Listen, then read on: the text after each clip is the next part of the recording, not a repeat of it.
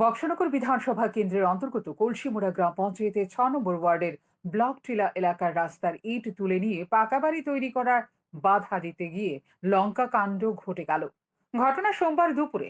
স্থানীয় বাসিন্দা গোপাল দাস এবং তার ছেলে সুমন দাস এই রাস্তার ইট চুরি কাণ্ডে জড়িয়ে পড়েছে। কারণ গোপাল দাসের বাড়িতেই চুরি করা রাস্তার ইটগুলো মিলেছে। প্রতিবেশী এক যুবক বাধা দিতে গেলে গোপাল দাস এবং তার ছেলে সুমন দাস তাকে বেধড়ক মারধর করে। পরবর্তী সময়ে এলাকাবাসীরা এগিয়ে আসলে কোনো রকমে প্রাণে বেঁচে যান হারাধন সরকার নামের সেই প্রতিবেশী।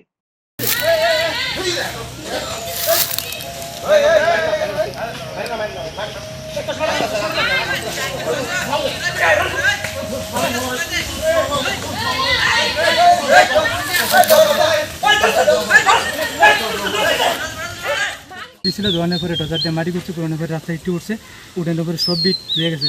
গোপাল দাস। ওর নাম কি? গোপাল দাস। বাবার নাম? বাবার নাম রাধা বল্ল দাস মৃত।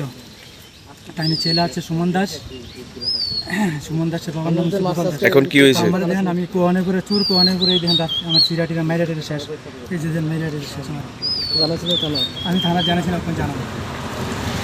কতজন আক্রমণ করছে আপনার উপরে? আমার যে দুইজনে, গোপাল দাসের ছেলে সুমন দাস।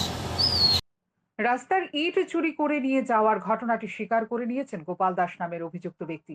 রাস্তার ইট তুলে নিয়ে তিনি বাড়িতে চিপস ভাঙার কাজও শুরু করে দিয়েছেন। ভাই এরকম উঠেই নিচে তো রাস্তা থেকে কেউ তো আর বাহি নাই। রাস্তার ইট নিয়ে আপনার বিল্ডিং করেন কিভাবে? এটা তো সরকারি সম্পদ ভাই না। তো মনে করেন এই উড়াইয়া মাটি তুলে দিয়ে দিতেছে, জিসিবির আগার থেকে টাইনে না রাখছি আর কি। মাটি তুলে দিয়ে দিতেছে, জিসিবির আগার থেকে টাইনে কাজ করছিল কেন এটা? ড্রেনের কাজ? কোন যতন? ইয়ে বসানো যায়।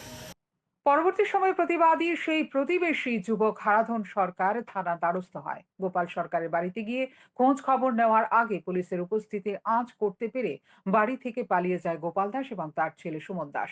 তবে বক্সনগর ব্লক আধিকারিক গোটা বিষয়টিতে তদন্ত করলে এই রাস্তার ইট চুরিকাণ্ডে আরো বহু চোরেদের নাম বেরিয়ে আসতে পারে বলে আশঙ্কা করা হচ্ছে।